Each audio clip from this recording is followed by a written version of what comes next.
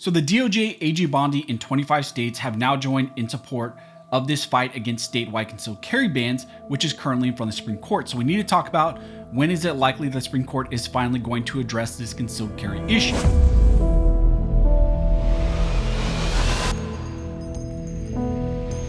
Now, before we jump into this video, I want to thank our sponsor, which is Tacpack. Tacpack is a subscription-based box that delivers tactical and EDC gear to your front door every single month through your subscription. Every month, Tacpack offers two different tiers. You can either get the standard tier, which is about $59, or the plus box, which is about $139. Personally, my favorite is the plus box because a lot of things you get in that, are above and beyond what you actually pay on that monthly subscription.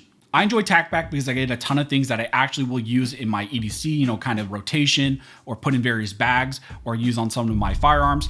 If you're interested, Tacpack is actually doing something special right now for my viewers. If you use the code ARMED and it's your first time ordering with Tacpack, you will receive a free $60 tactical gear box. So I'm going to leave a link down below in the detail section and in the pinned comment if you want to sign up. Again, make sure you use my code ARMED if it's your first time signing up to get that free additional tactical gear box worth $60 or more. As I mentioned in the intro, in this video, we're going to be talking about a critical case that is now in front of the Supreme Court, and it seeks to strike down statewide concealed carry bans like states put in place in New York, California, Hawaii, and others. The case we're going to be talking about is the Hawaii challenge, which is Wolford versus Lopez, and it's currently seeking emergency Supreme Court intervention.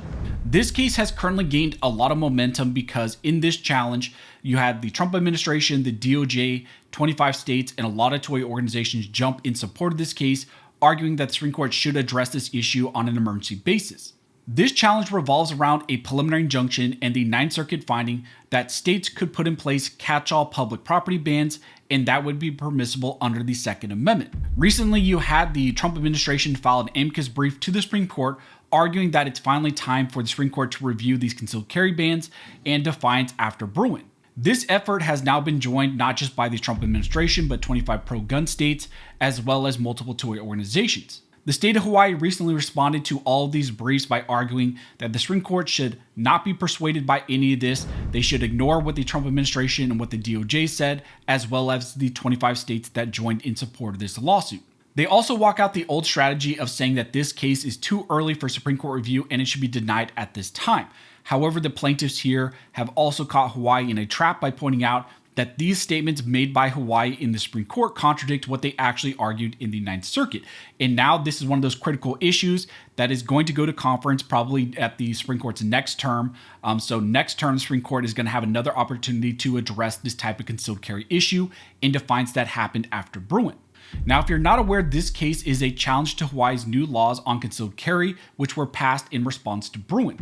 This law, like others that other states put in place, tried to add more restrictions to concealed carry and create a default rule where individuals could not carry at private property that was open to the public, and you could only do that if the owner provided some sort of express permission to do so, usually by posting a sign at that property.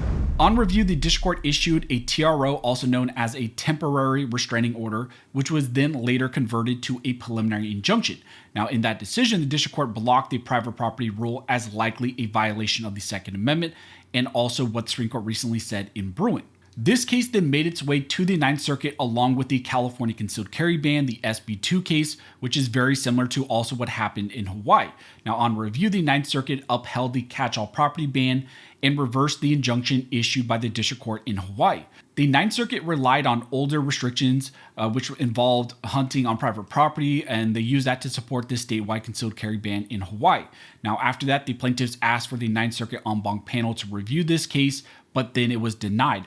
That has now led this case to seek emergency Supreme Court intervention. Now, this case really has a long shot because the track record of the Supreme Court is that they categorically have rejected all interlocutory cases, essentially any case like this one that deals with TROs or preliminary injunctions.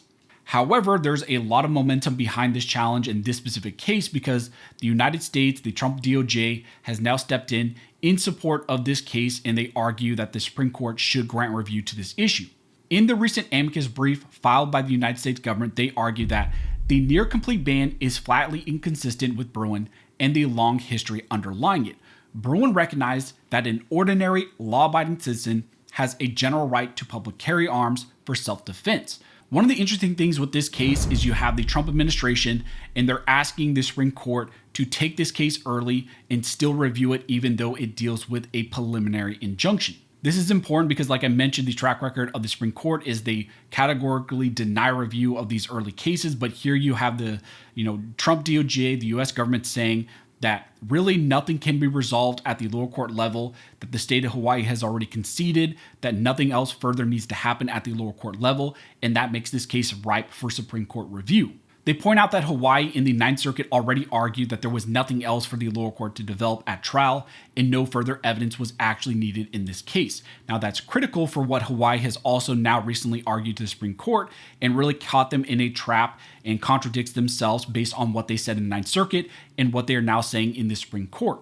Hawaii responded to all this by kind of making the prototypical anti-gun argument, saying that this case is too early for Supreme Court review, that there is no circuit split on this issue of public property bans and these type of concealed carry laws that were passed after Bruin, and therefore the Supreme Court needs to wait and let the trial court issue a final merits decision.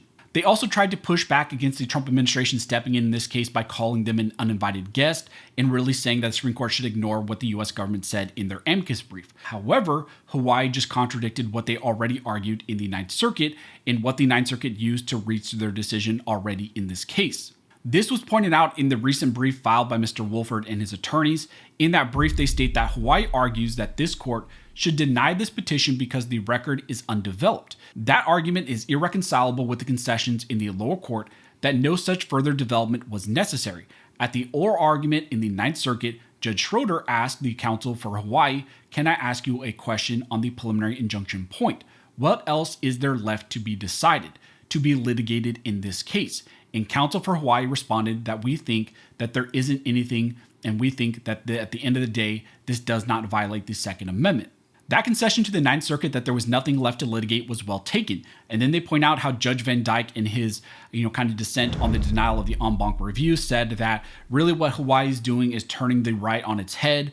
It's pretty much blocking people from concealed carrying all within the state. Maybe there's a few streets and sidewalks that you could lawfully carry, but generally this eviscerates the general right to publicly carry arms for self-defense, and that's why this needs to be struck down. In this response, they also point out how Hawaii is trying to argue that their own state history supports this catch-all public property ban, and that the national history really isn't relevant and should be ignored by the Supreme Court. So here the plaintiffs are pointing out that Hawaii has already conceded legally to the Ninth Circuit that for the purposes of this whole case and for the petition here in the Supreme Court, that nothing further needs to be developed at the lower court level.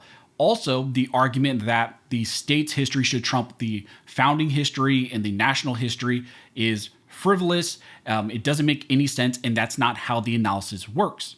So with the help of the Trump administration, the state of Hawaii might have got themselves in trouble and kind of caught themselves in a trap. A lot of their brief is focused on kicking the case for further development at the lower court level, and that, it's not time yet to review this. Supreme Court should ignore it, kick the can down the road because the trial court, needs to get an opportunity to fully develop the record and get more evidence.